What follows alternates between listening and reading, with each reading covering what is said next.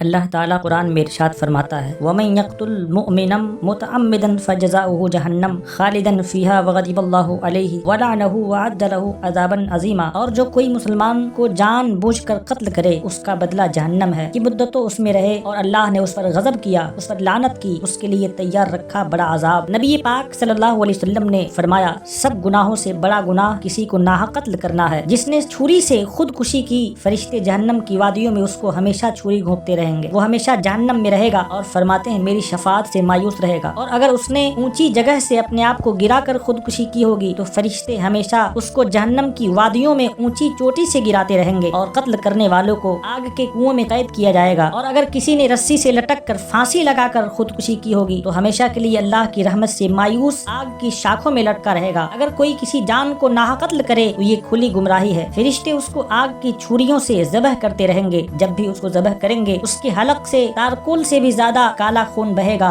پھر وہ جیسا تھا ویسا ہی ہو جائے گا، پھر ذبح کیا جائے گا۔ یہ سزا اس کو ہمیشہ ہمیشہ دی جائے گی، اور قاتلوں کو آگ کے کنویں میں قید کیا جائے گا، ان میں ہمیشہ رہیں گے۔ اسی طرح اس عورت کو سزا دی جائے گی جو اپنے پیٹ کے بچے کو ساقط کر دے یعنی گرا دے۔ اللہ ارشاد فرماتا ہے وَإِذَا الْمَوْءُودَةُ سُئِلَتْ بِأَيِّ ذَنبٍ قُتِلَتْ، اور جب زندہ دبائی ہوئی سے پوچھا جائے گا کس خطا پر ماری گئی، سرکار فرماتے ہیں مطروح یعنی گرایا ہوا بچہ قیامت کے دن آئے گا، اس کی آواز بجلی کی کڑک کی طرح ہوگی، فریاد کرے گا میں مظلوم ہوں۔ پھر وہ اپنی ماں کو لے کر آئے گا، اللہ کی بارگاہ میں عرض کرے گا اے میرے رب تو اس سے پوچھ اس نے مجھے کیوں قتل کیا۔ اللہ تعالیٰ اس کی ماں سے فرمائے گا تو نے اس کو کیوں قتل کیا تھا؟ کیا تو یہ سمجھتی تھی میں اسے رزق نہیں دوں گا؟ بے شک میں نے کسی بھی جان کا قتل ناحق حرام کر دیا ہے۔ پھر فرشتوں سے فرمائے گا فرشتوں اس کو داروغے جہنم مالک علیہ السلام کے پاس لے جاؤ، اسے جب الاحسان میں قید کر دیں۔ سخت مضبوط فرشتے اس کو پکڑ لیں گے، کیونکہ فرشتے اللہ کے حکم کی نافرمانی نہیں کرتے، یہ تو وہی کرتے ہیں جس کا انہیں حکم دیا جاتا ہے۔ فرشتے اس عورت کی گردن میں طوق اور زنجیریں ڈال کر منہ کے بل گھسیٹتے ہوئے جہنم کی طرف لے جائیں گے۔ مالک علیہ السلام اس کو جب الاحزان میں پھینک دیں گے۔ جب الاحزان یہ آگ سے بھرا ایک گہرا کنواں ہے، اس آگ کا نام نار الابار ہے۔ جب جہنم سرد ہونے پر آتا ہے اس کنویں کا منہ کھول دیا جاتا ہے، جہنم اس کی حرارت سے پھر بھڑکنے لگتا ہے۔ اس میں درندے بھیڑیے سانپ بچھو ہیں جو جہنمیوں کو کاٹتے اور دستے ہیں۔ اس میں عذاب کے فرشتے ہیں جن کے ہاتھوں میں آگ کی نیزے ہیں جس سے وہ قاتلوں کو گھائل کرتے رہیں گے۔ اس عورت کو اس گڑھے میں 50,000 سال تک عذاب دیا جاتا رہے گا، یہاں تک کہ اللہ اس کے بارے میں جو چاہے فیصلہ کرے۔ اور نبی فرماتے ہیں اللہ کے نزدیک سب سے بڑا گناہ اس جان کو قتل کرنا ہے جس کے قتل ناحق کو اللہ نے حرام فرما دیا، اور کسی جان کو ناحق تکلیف دینا حلال نہیں۔ پھر مثال بیان فرمائی اگرچہ چڑیا ہی ہو کہ اگر کوئی شخص اس سے کھیلا یہاں تک کہ مر گئی، اسے بغیر حاجت کے ذبح بھی نہ کیا ہو، تو قیامت کے دن کانوں کو فار دینے والی کڑک کی طرح آواز سے بارگاہ الہی میں عرض کرے گی اے میرے اللہ، اس سے پوچھ کہ اس نے بغیر وجہ مجھے تکلیف کیوں دی، مجھے قتل کیوں کیا تھا۔ اللہ تعالیٰ فرمائے گا مجھے میری عزت و جلال کی قسم میں تیرا حق ضرور دلاؤں گا، سن لو کوئی ظالم مجھ سے نہ بچ سکے گا، میں ہر اس شخص کو عذاب دوں گا جس نے ناحق کسی جان کو تکلیف دی ہوگی۔ پھر اللہ فرمائے گا میں ہی بدلہ دینے والا بادشاہ ہوں، میری عزت و جلال کی قسم آج کے دن کسی پر ظلم نہ کروں گا، آج کے دن کوئی ظالم مجھ سے بچ نہ سکے گا، اگرچہ ایک تماچا ہو یا ہاتھ کی مار ہو یا ہاتھ کو مڑوڑا ہوا ہو، میں سینگ والی بکری سے بغیر سینگ والی بکری کو بھی بدلہ دلاؤں گا۔ لکڑی سے ضرور پوچھوں گا کہ تو نے لکڑی کو خراش کیوں لگائی، پتھر سے ضرور پوچھوں گا تو نے پتھر کو تکلیف کیوں دی، اور وہ شخص جس پر مظلوم کا حق ہے اس وقت تک جنت میں داخل نہ ہوگا جب تک کہ اپنی نیکیوں سے اس کا حق ادا نہ کرے، اور اگر اس کے پاس نیکیاں نہ ہوں گی تو مظلوم کے گناہوں کا بوجھ اس کے سر ڈال کر جہنم میں ڈال دیا جائے گا۔